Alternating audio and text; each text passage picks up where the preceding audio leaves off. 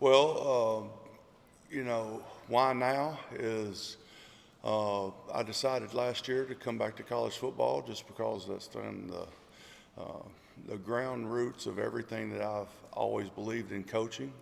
I came back initially to gain more knowledge in the RPO and the run advantage throw game, and then I really enjoyed myself last year.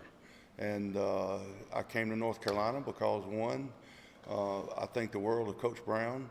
He's highly respected in this industry and in this business. And, what's there not to love about North Carolina? North Carolina is one of the best jobs in the country. And I feel very fortunate to be here. Freddie, Max said that you called him about the position instead of the other way around. What was that whole process like? Because with Willie leaving right before spring practice, they were kind of at scramble. Yeah, it's one of those things where I tell Coach Brown the story. I was at the University of North Texas, and he was at Texas, and I called him, and I don't know if you guys, you call people all the time in this business, and when you're at a place like North Texas, you don't always get phone calls back. And there was two guys that stood out to me that called me back, not to offer me a job or not to even say that they had their job still open at the time, but it was Lavelle Edwards at BYU and Mac Brown at the University of Texas, and I always thought the world of him from that standpoint. A guy that I played with, Gene Stallings, and Coach Brown are good friends, and I think he was a mentor of Coach Brown's. We have a lot of the same beliefs in how we approach things, how we deal with the players, how we deal with other coaches, and things like that. So I thought it was a good fit, and I was fortunate enough that he had a job become available. Max said that you have a history with Chip Lindsey from the time you guys grew up. Right. Similar area, and he said he spent some time with you when you were in Cleveland. What do you know about the offense? How familiar are you with this kind of offense, and what kind of timetable would you have to be fully immersed? I think to answer your last question first, I think that's an ongoing learning curve for me, which is fine. But when you start talking about offensive football, it's all a base. It's all just how you structure it and how you call things and terminologies and things like that. I've done some of the same things that we're doing here. So it's semantics as far as putting Chip's terminology into my brain and learning it that way. So my familiarity with Chip would be, I've known Chip since high school. I think we met at a football camp at the University of Alabama, and I was maybe in the 9th grade, and he was in the 10th grade, or 10th and 11th grade, or something like that, and we became friends. Chip was from Bob Jones, which is just outside of Huntsville. I was from Gadsden, or actually went to school in Atala, and Chip would even come down on the weekend sometimes just to hang out because we developed a friendship at the University of Alabama's football camp. And then we played them a couple times and won in high school, in the playoffs usually. And then at the University of Alabama, Chip came to school there, I think after his freshman or sophomore year, and we met there and we hung out some at the University of Alabama.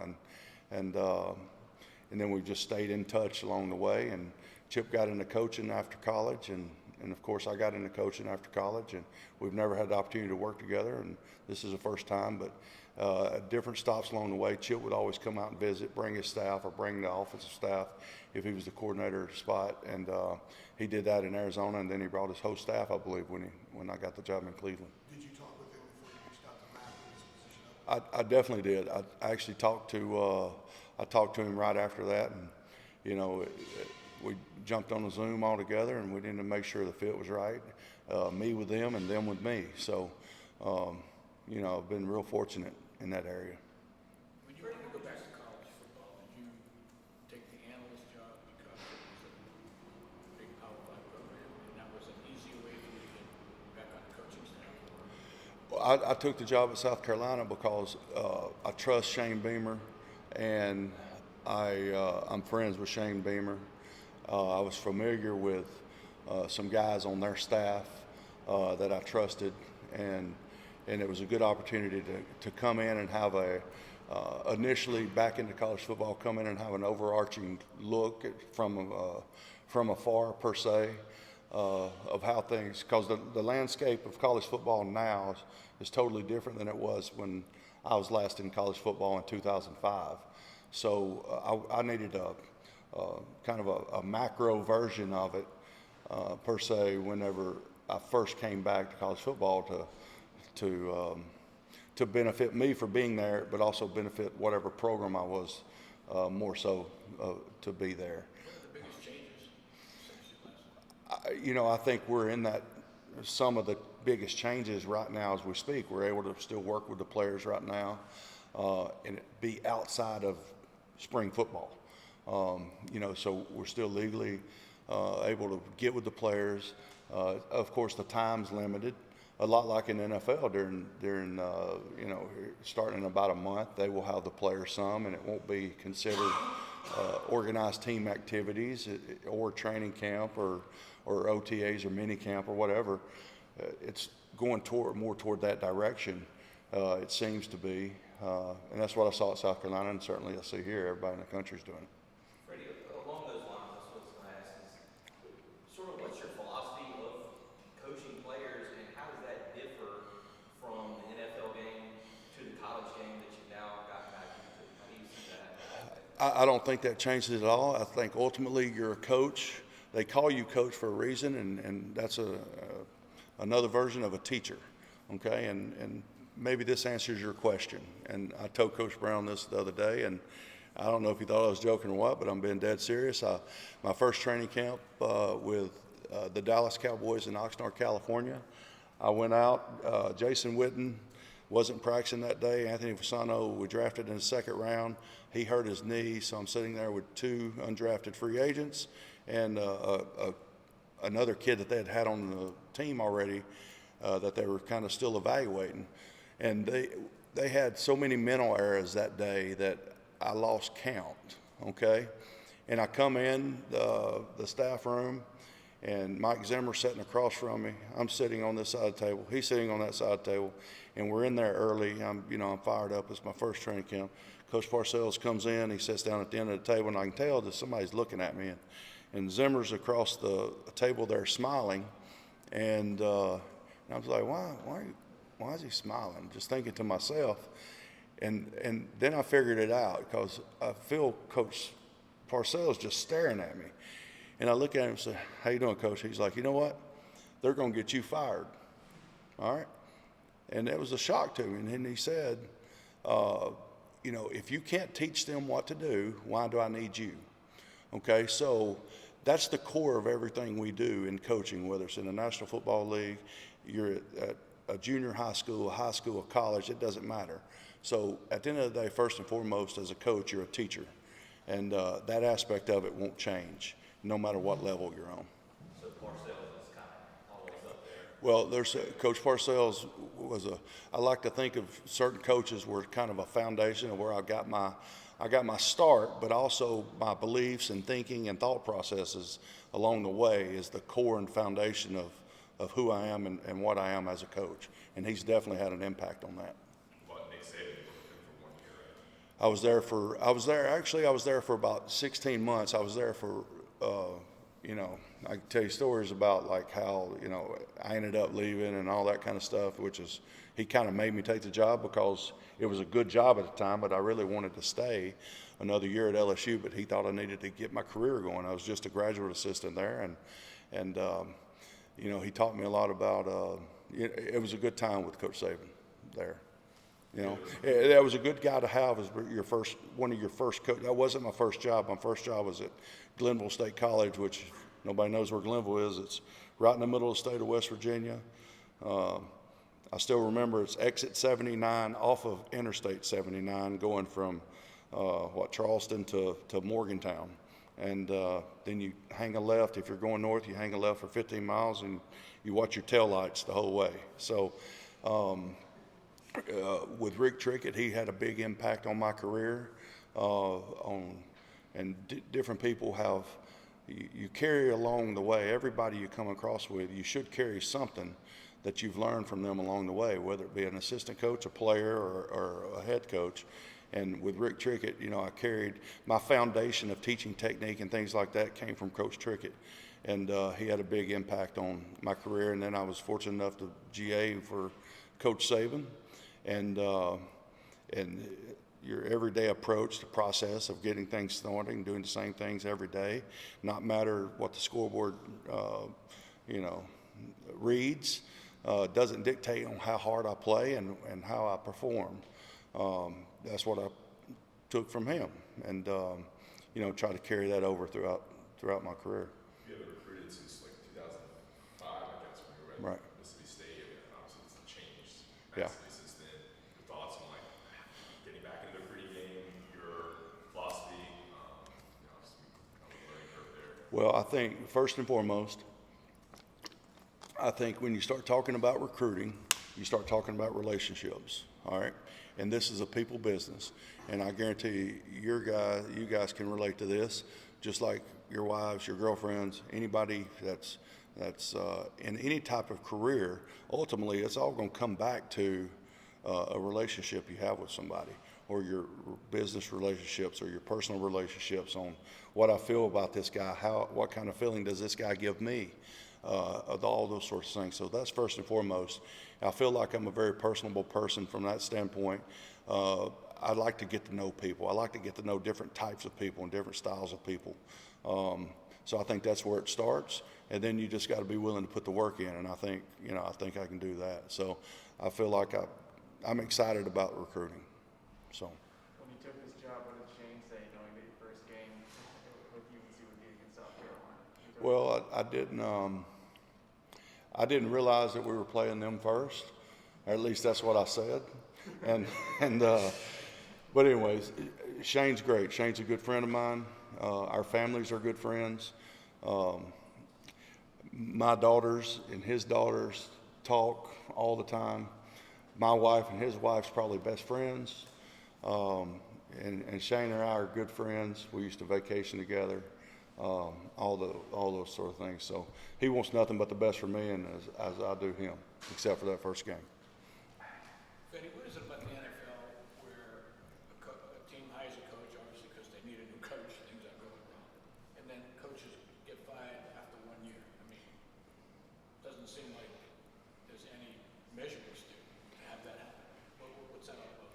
Yeah, I think just I don't know. I probably need to stay away from that question a little bit. But I think generally speaking,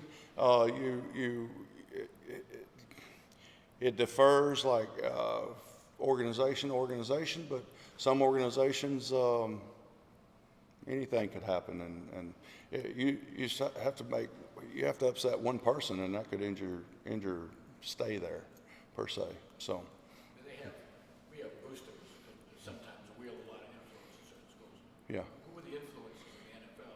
Well, I think it's ultimately it all starts one place. It starts with the ownership, you know, and the ownership owns the team. So the ownership is in correlation to things. The ownership is your boosters, and In general, what do the owners know about football in your experience? say that again. In general, how much do the owners know about football in your experience? Oh, I think that varies from person to person. So he's trying to get me early, ain't he? Y'all just told me. Yeah, I mean, yeah. Well, some would say, but I mean, he's trying to get me. Yeah. So what do you know about the tight end room that you're inheriting? What I know about what? The tight end room that you're inheriting. Also, you have experience obviously with quarterbacks. So what are your secondary question? What are your thoughts about Drake May? Well, one of the things I've prided myself on is being versatile in all the different sort of positions that I've been fortunate enough to be able to coach. And I've coached some good players at those respective positions. It has nothing to do with me, but I've been fortunate enough to coach some of the best players that ever played the game at those specific positions. When you start talking about Adrian Peterson and Chris Johnson, you guys know Chris Johnson went to East Carolina. So Carson Palmer and been around Kurt Warner. I didn't actually coach Kurt, but I've been around Kurt at Arizona. Tight ends, Jason Witten is one of the best to ever play the game. So I've been very fortunate. So what I know about our guys here, I know that they're very versatile, each and every one of them in their own right. I know they're very intelligent, and I know they're very talented. I know they were very successful last year. I'd like to think we can get more out of them, okay? And they know that. And I'm here to, first of all, teach them. Secondly, get more out of them. So I think any position you start talking about, that's your goal every year, every day, every week, every practice, all those sort of things. You just kind of keep your head down, you start working, you find out, and you look where you're at 2 weeks from now, 3 weeks from now, and see how much better you've gotten. And the secondary part, what do you know about Drake, and what are your thoughts about him as a quarterback? I've met him since we've been here. I think he's got a great skill set.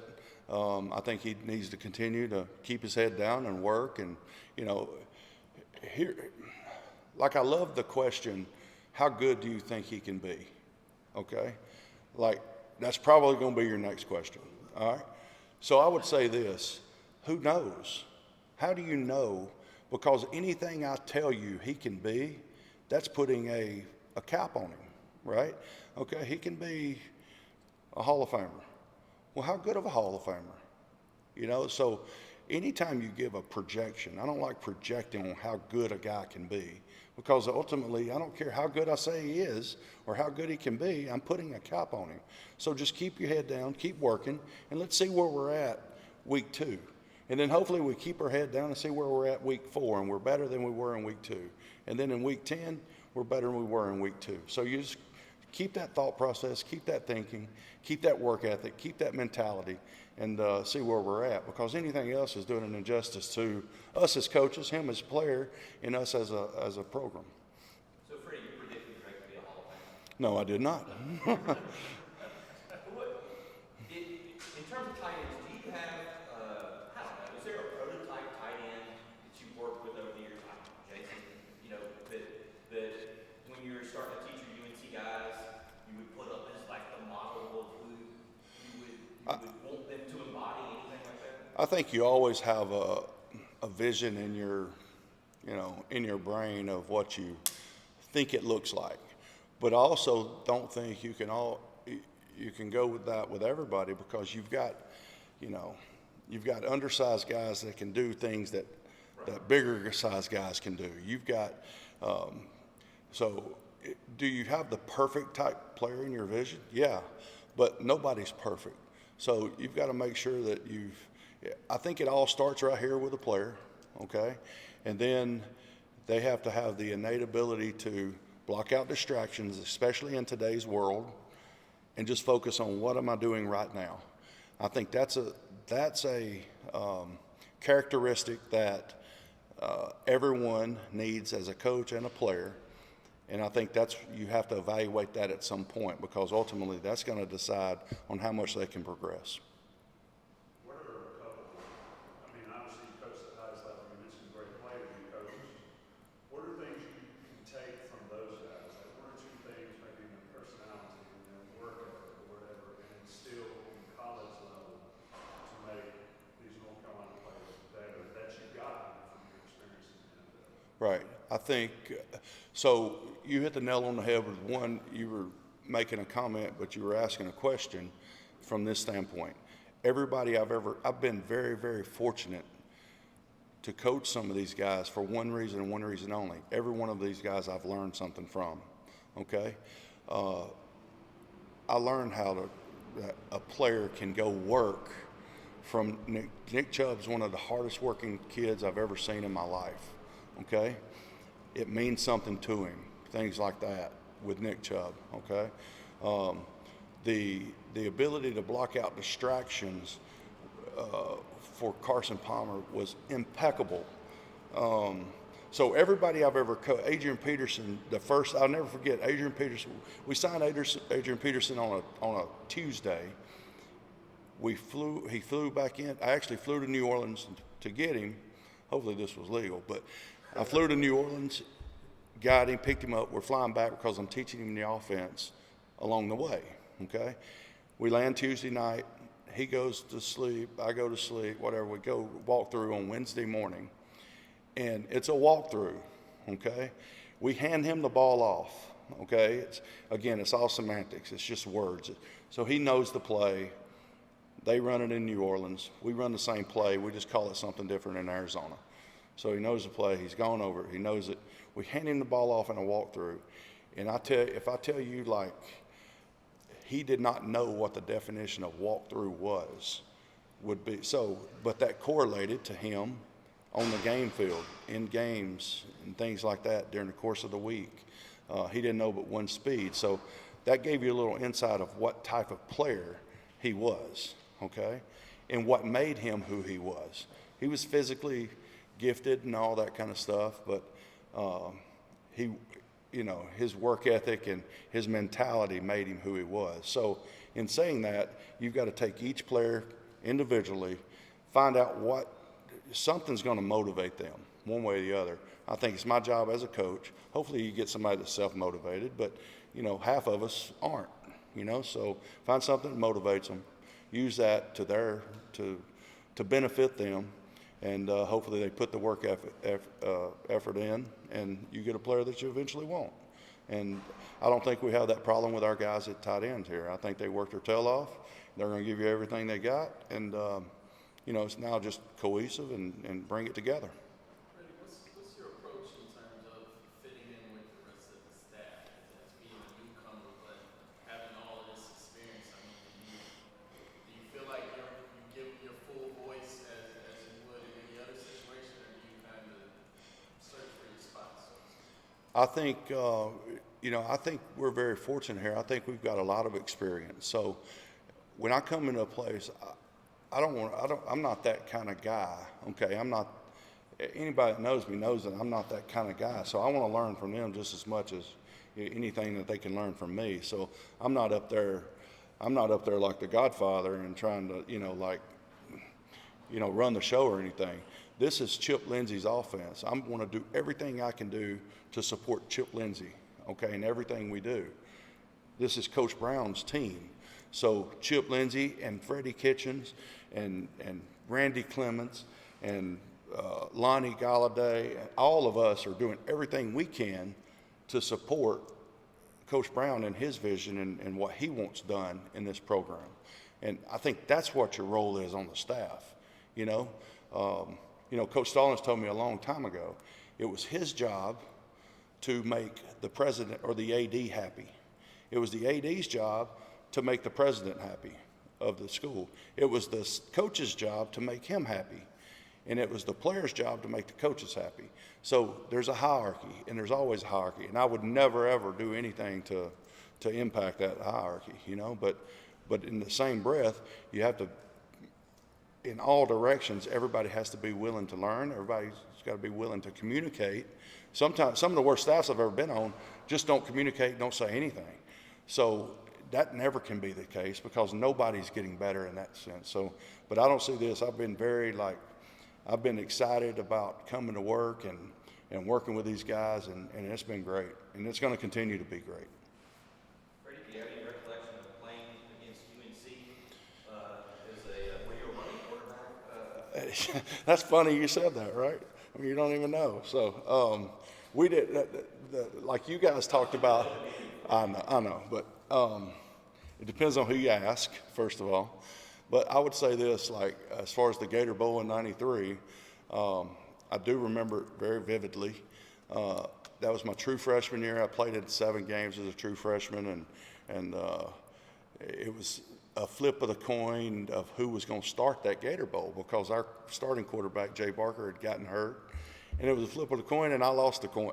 Not a literal flip of the coin, but I lost the coin. I didn't start. Well, we went out. We had some success on offense, and defensively we were doing pretty good. And I never got in the game until, I think I got in the game late, handed off a few balls, and maybe took a knee at the end of the game or something. But I never really played much in that game. But I thought I was, and just like every other player at the time, right? I thought I should have been too. So, But I know we were worried to death going into that game about North Carolina's running game. You know, they had two great running backs. They had a quarterback that could move a little bit. So yeah, I do remember the game. Remember a lot of things about the game.